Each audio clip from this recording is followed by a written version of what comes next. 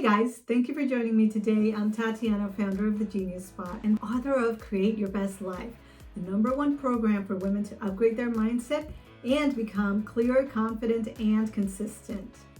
If you're an online entrepreneur, a boss babe, or a creator looking to thrive in business and life, you're in the right place. This video is part of an 8-day challenge to succeed and thrive in business and in life. I'm going to show you the exact steps you need to take to reach your goals with ease and a winning mindset. This is the third video in this series where I'll be teaching you hacks to stay committed to your goals and dreams. Let's go. These are 3 simple steps to help you stay committed. Step 1, find the purpose for the goal. Step 2, focus. And step 3, F, failure. So let's start with step 1. Step 1 is about finding the purpose for achieving your goal, not just the why. It's a subtle but powerful difference. I know there are theories out there about how important it is to know your why, and yes, there is something to that, but let's take it a bit further, because just asking why is often not enough, and here's the reason. Whenever you ask why, your mind comes up with an answer, any answer, even if it's not accurate or what matters most. And the first answer that comes up is usually not what you're really after. It's your brain just firing away. Conversely, when you look for a purpose behind something or the reason for which it exists, you're forced to take a much deeper look at the situation. In the dictionary, purpose is defined as the reason for which something exists. It's the heart of the matter. It's what's most important. So instead of asking yourself, why am I doing this? We suggest you ask, what am I doing this for? What is my purpose in doing this? When speakers talk about knowing your why, what they're really referring to is knowing the purpose behind the decisions that you make, not just the first thing that comes to mind. It's a subtle but powerful difference. So let's take a look at some examples to ground this information. Example number 1. Let's say Joan has a new goal of making X amount of money per month. Why? Well, if she asks herself why, the first answer is, well, to cover expenses for the month and to have extra money left over. Okay, now if we look at what's the purpose behind doing this, her answer can be so that she can be financially free and spend quality time with her loved ones. Do you see the difference? Let's look at another example. Let's say Joan wants to make X amount of money per month. Why? Oh, to travel. Okay, now let's look at this a little bit further. What is the purpose behind doing this?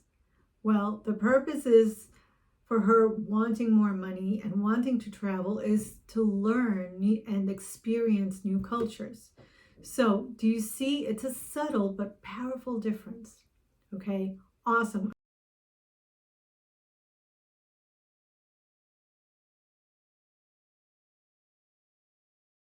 In this series, we'll guide you through finding the purpose behind your goals, so make sure you sign up below.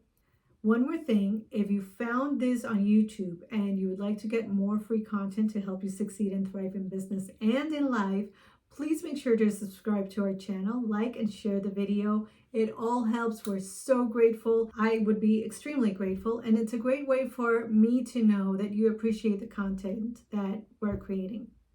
Okay, so now let's get ready for step 2. It's about staying focused. So when you're focused, you allow for no other alternative. You're single-minded. Having a purpose helps you stay focused and move forward in achieving your goal.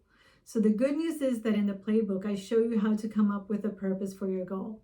Now let's go back to what focus means. To me, it's about consistently choosing to pay attention to what I'm working on. It doesn't mean I don't get distracted, because of course I'm human, and of course, I do get distracted. And let's face it, we all do, and often.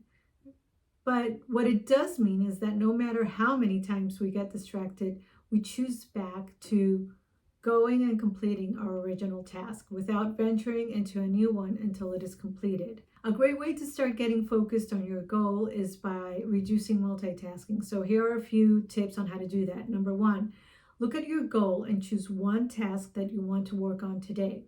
Number 2, you want to find a place where you can carry out this task without distractions, just solely, or if you can put headsets or wear something that'll kind of let people know not to distract you.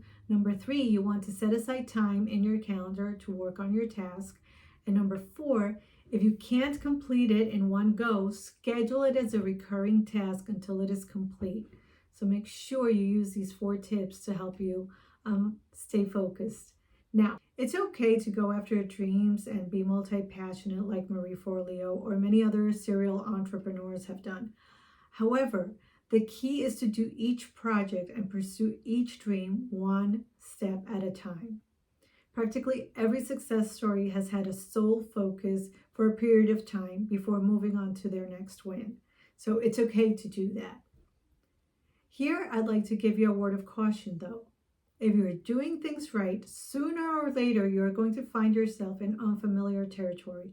And what I mean by that is that oftentimes when you focus and you start to see progress, you will start to see changes taking place.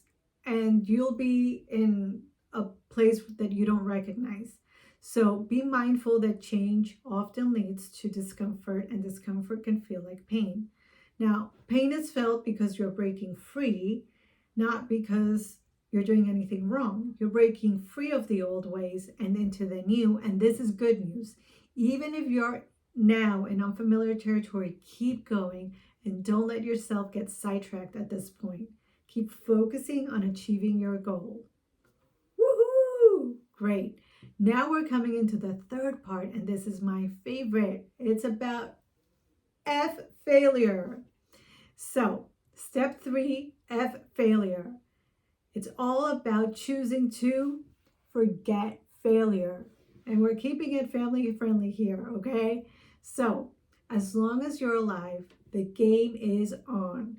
If you're alive, you need to keep going for your dreams, goals, and desires, regardless of how old you are, how sick you may be, how broke you may be. The game is on, and you're up. So what I found is that if you're still breathing, basically there's no option. We have to keep going. And the only way to fail is to stop, surrender, or give up. Coming back from our failure in a spectacular way is something that is very liberating. And not doing so is very costly for our lives and our well-being. Speaking of costs, you already know the drill. Here is the cost of not committing. The cost of not committing is, and it starts with a C to help you as well, complacency. Complacency is settling for something or getting too comfortable, almost to a degree where it's negative because you stay stuck and you stop growing. And like Tony Robbins says, when anything that's alive stops growing, it starts to die. And that's a pretty high cost if you ask me, don't you think? So to stay alive, stay committed, and keep growing. And remember, if you want more people in your life to prosper and succeed, invite them to sign up to the challenge, share this video with them, and make sure if you like it to give us some love by hitting the like button so that YouTube can favor our content and share it with others like you, and so more of us can thrive. Thank you, and see you tomorrow for day 4.